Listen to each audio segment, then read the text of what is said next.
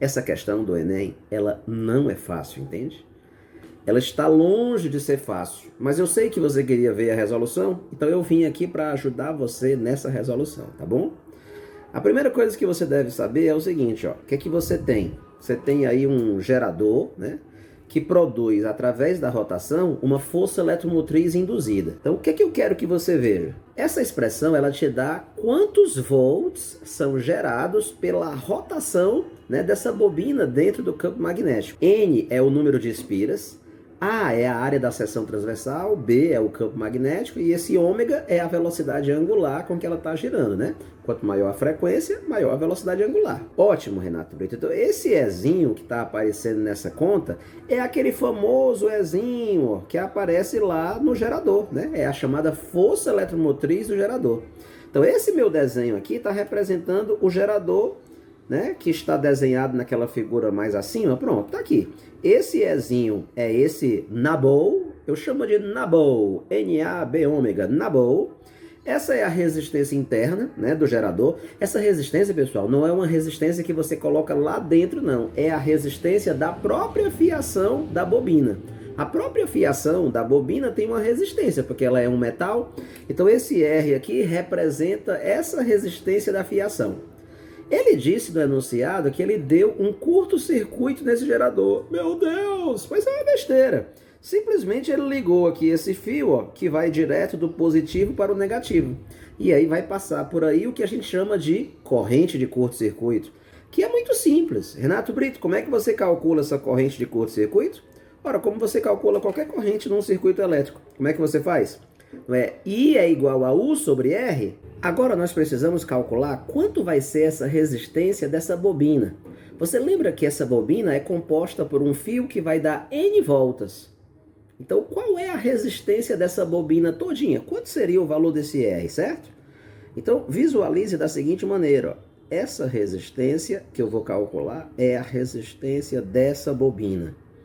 Então o que você está vendo? Vamos dizer que ela tem um raio Rzinho, vamos dizer que essa danada tem N volts. Então como é que a gente calcula a resistência de um fio metálico? A gente não faz pela segunda lei de Ohm, aquela expressão que diz que a resistência vale R é igual a ρ vezes L dividido pela área. Mas Renato Brito, como é que vai ser o cálculo desse L? É o comprimento do fio dessa bobina. Esse L corresponde ao comprimento de N voltas na circunferência.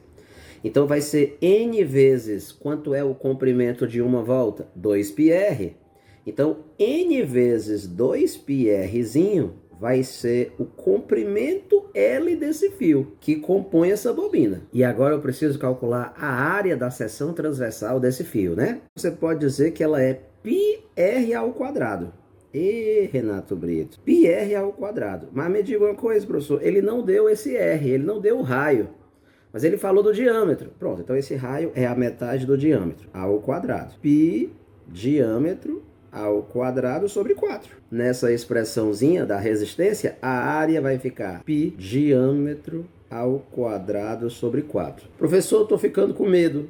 É muita letra. Essa resistência aqui, professor, está muito feia. Tenha calma que ela vai melhorar. Apesar dessa expressão da resistência estar muito feia, veja, a única coisa que vai interessar para você é o seguinte, ó, que aparece um N no numerador e aparece o diâmetro do fio ao quadrado no denominador. Tá, professor, isso aí eu sei, mas além disso está aparecendo uma ruma de letra. Esse monte de letra, para economizar a caneta, eu vou chamar de uma constante.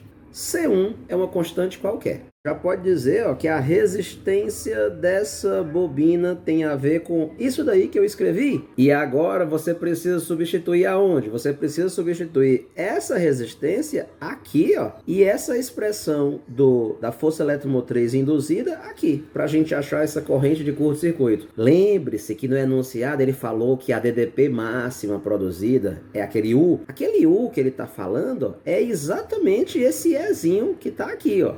Pois então vamos substituir todo mundo nessa expressão para a gente calcular a corrente de curto-circuito? Vamos fazer isso agora. Então, pessoal, olha, a corrente de curto-circuito ICC é igual a E sobre R. Mas, Renato Brito, quem é esse E? Esse E, você tá vendo que ele é o que, meu filho? Nabol. Então, essa resistência vai ser o que, Renato Brito? Vou escrever aqui embaixo, ó. N vezes uma constante, C1, dividido pelo diâmetro do fio ao quadrado, ó. E aí, então, o que vai acontecer aqui, tá? O mais legal que você vai perceber, ó, é que o N vai cortar com N, ó. É o número de espiras, entendeu? E aí, quando esse N cancela, você tá vendo que essa corrente de curto-circuito vai dar essa expressão aqui, ó. Aparece a área, o B, o ômega, o diâmetro do fio ao quadrado dividido por C1. Então, moral da história, professor, quem é que influencia na corrente de curto-circuito? Você tá vendo que a corrente de curto-circuito, ela depende de todas essas letras aqui, ó. Tá, mas tu percebe que ela não depende do N? Por quê? Porque o N cancelou. Ah, tá. Você percebe, ó,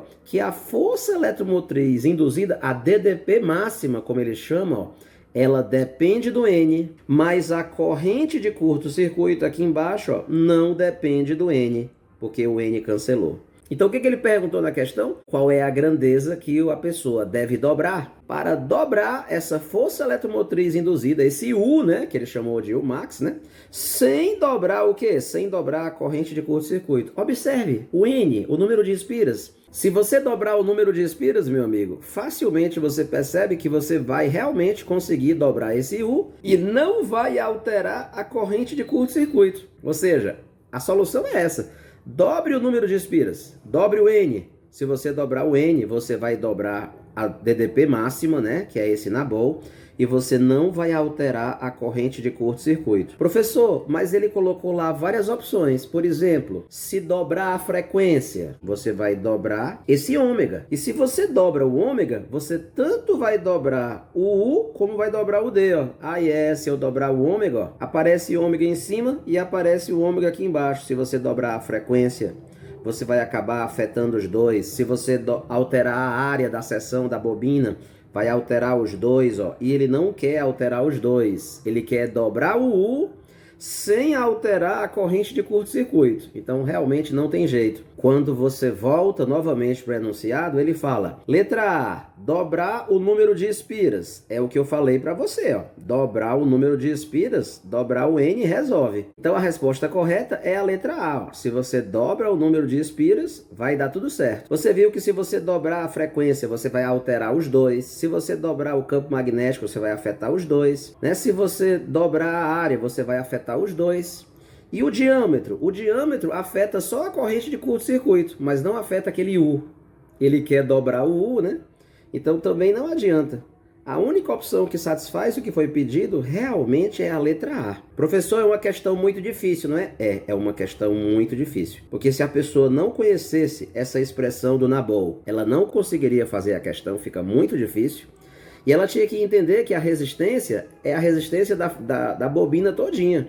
Quanto mais voltas a bobina tiver, maior a resistência dela, né? Por isso que a resistência dela depende do N. E tudo isso foi levado em consideração, né, quando eu calculei a corrente de curto-circuito. Valeu? Então assim fizemos mais uma questão do Enem, uma questão difícil, mas uma questão que vai mostrar aí realmente o aluno que tem bastante potencial, tá bom? Me siga no Instagram, me siga no TikTok, né, na minha conta lá no YouTube, tem muito vídeo legal de questões resolvidas para ajudar você no seu objetivo desse ano. Valeu? Bons estudos!